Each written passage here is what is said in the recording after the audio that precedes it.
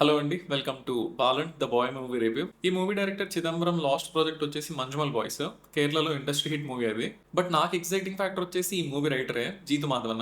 ఆయన 'Aavesham' and 'Romancham' movies కి writer and director. Personally నాకు చాలా ఇష్టం ఆ రెండు సినిమాలు. So 'Balan the boy' plot విషయానికి వస్తే ఒక single mother and son bonding and వాళ్ళ సర్వైవల్ గురించి ఉంటుంది. ఇక్కడ సర్వైవల్ అంటే ఏదో క్రైసిస్ కాదు. ఆ మదర్ పాస్ట్ వల్ల వచ్చే ఇబ్బందులు. కానీ main focus mother and son బాండింగే. మూవీ పేసింగ్ అండ్ ప్రొసీడింగ్స్ మ్యాటర్కి వస్తే మూవీ చాలా స్లో ఉంటుంది. ఫస్ట్ హాఫ్ లో ఈ మదర్ అండ్ సన్ సర్వైవల్ గురించి చూపిస్తారు. మీరు ట్రైలర్ చూస్తే అర్థమవుతుంది. ఈ మదర్ క్యారెక్టర్ ఐడెంటిటీస్ ని చేంజ్ చేస్తూ ఉంటుంది. స్లోగా ఉన్న పర్లేదు, ప్లాట్ సెట్ చేస్తున్నారు అని అలా ఉంటుంది. Decent first half. కానీ సెకండ్ హాఫ్ కి వచ్చాక కంప్లీట్ గా వేరే టోన్ ఉంటుంది. ఒక మిస్సింగ్ సన్ మదర్ ని వెతికేదాని మీద ఉంటుంది.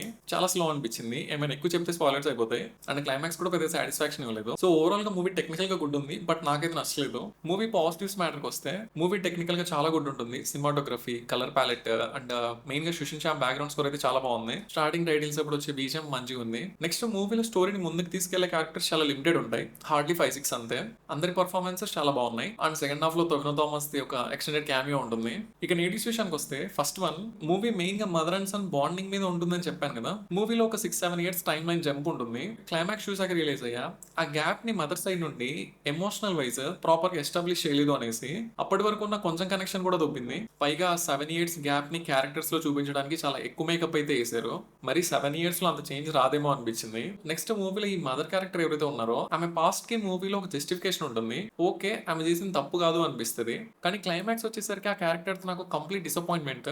ఎక్కువ రివీల్ చేయను, మూవీ చూస్తే మీకే అర్థమవుతుంది. పర్సనల్ గా నా వరకు అయితే చాలా బ్యాడ్ రైటింగ్ ఇది. నెక్స్ట్ మూవీలో క్యారెక్టర్స్ తీసుకునే డెసిషన్స్ కూడా చాలా ఓవర్ ద బోర్డ్ ఉంటాయి. అంటే అంత దేనికి చేయాలరా అనిపిస్తుంది. ఒక్కరు అని కాదు, మూవీలో అన్ని క్యారెక్టర్స్ అంతే. ఈజీ వేస్ ఉన్నాయి కదా అనిపిస్తుంది. నెక్స్ట్ మూవీ లెంత్ కూడా 2 hours 30 minutes ఉంటుంది. That without any songs. కొంచెం లెంతీ ఫీలింగ్ అయితే వచ్చింది. సో ఫైనల్ గా చెప్పాలంటే మూవీ టెక్నికల్ గా చాలా బాగుంది. Performances, visuals and background score అన్ని స్ట్రాంగ్ పాయింట్స్. కానీ రైటింగ్ వరకు నాకైతే మూవీ వర్క్ అవ్వలేదు అండ్ అందుకే నచ్చలేదు కూడా.